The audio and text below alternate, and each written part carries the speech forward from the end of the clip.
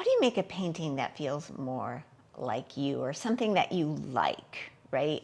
We may not know, because we're new, what does that even mean? But essentially, what do you like in your artwork? And I'm going to show you the difference of two examples of paintings. Of one, when I was much newer in my practice and I was just trying to execute what I saw in other people's art out there that was intuitive, because that was the direction I wanted to go. But I didn't quite know how to get there.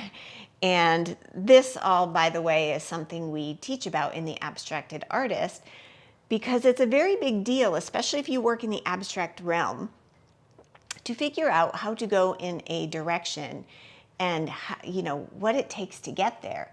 It takes time, it takes patience, and it takes following certain things.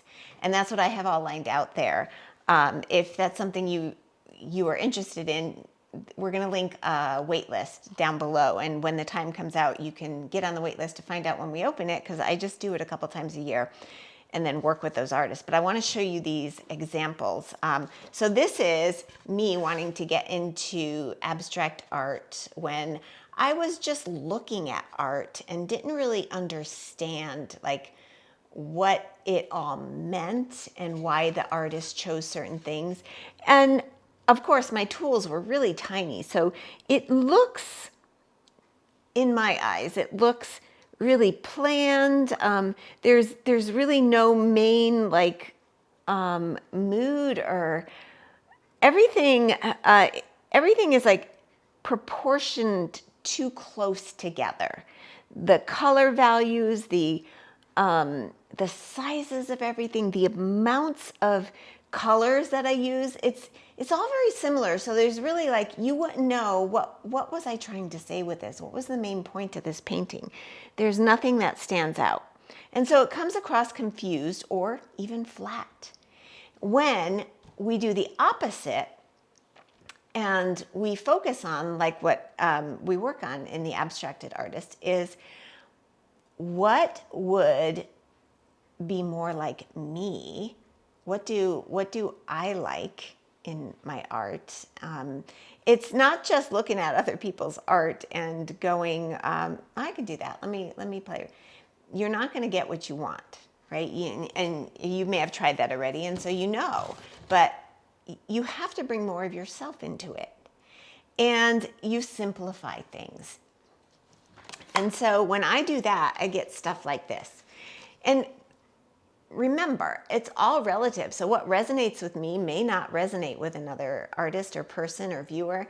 And that is totally okay, but you have to paint for yourself first. And what I love about this one is my focus is, now this I kind of meant as an abstract landscape, but it just looks confusing.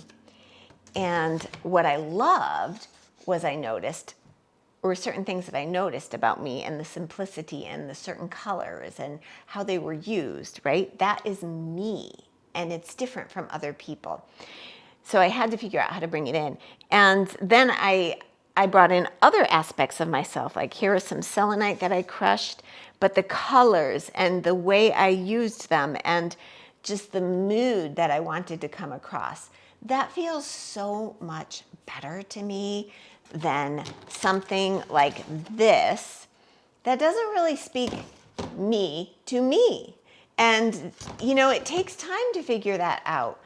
But when you put in the work to do it, I tell you, it is the most incredible thing. And you end up with art that you absolutely love.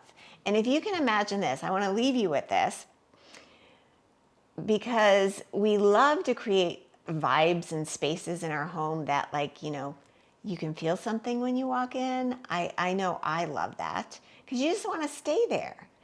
But when you can actually create your own vibe with your own painting, well, there's nothing else like it. And every time you walk by in your home and you look at that painting, you're like, and it's just like a little sigh, a release, a mood, you feel so good. But it just takes putting that time in to figure it out and being patient with yourself. And you will get there. And it just, I think you will be amazed with what you can create with your own art and that it's really possible for you.